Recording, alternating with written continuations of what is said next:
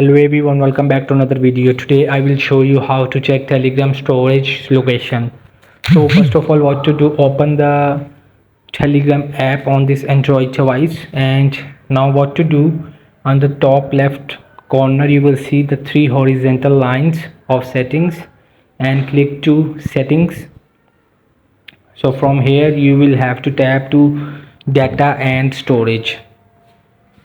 So when you click the data and storage, so again click to storage usage on the top.